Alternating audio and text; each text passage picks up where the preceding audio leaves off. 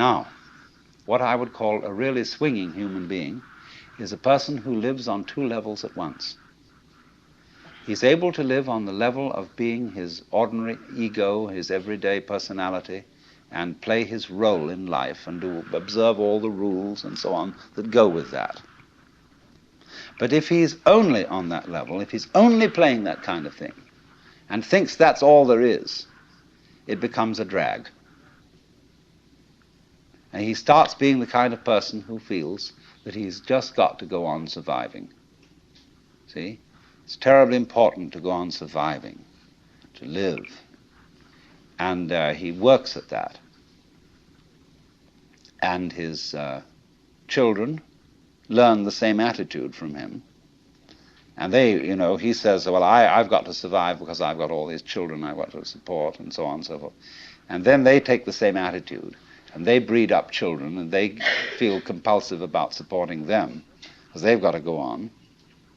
And so nobody really has any fun.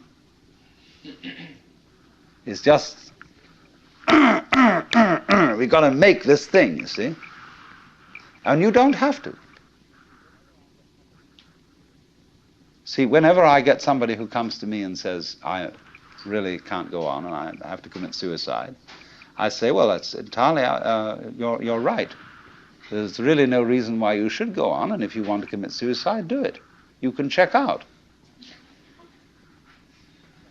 Of course, this reduces anxiety. When they feel free to commit suicide, they don't really have to commit suicide so much.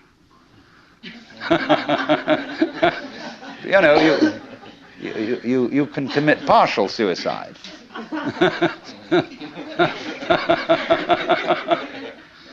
So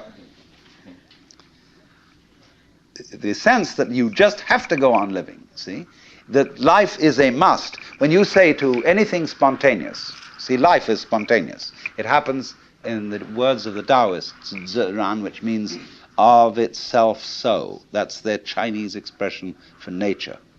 What happens by itself, what isn't pushed, but it just pops up, you see? Like, I'll never forget, there was a great Zen master I knew once in New York. He was giving a lecture one evening, and he was dressed in his gold ceremonial robes, and he was sitting in front of an altar like this sort of thing, but he had a table in front of him with very formal, with candles on it, and a sutra scripture on a little desk, and he was lecturing on the sutra. And he said, fundamental principle in Buddhism is no purpose, purposelessness. When you drop fart, you don't say, at 9 o'clock I drop fart. It happen of itself. And all these pious Western devotees, kind of put their handkerchiefs in their mouths and try not to laugh. So, but that's the meaning of something that happens of itself, like drop fart or have hiccups or just you came into being, It happens in a kind of a plop way like that. See? Now, you can't tell that process, you ought to happen. You must happen. Because that puts a bind on it. In the same way as when you have a little child and all the relatives have come to a party on Thanksgiving, and you put the child into the middle of all the relatives and say, now dear, play.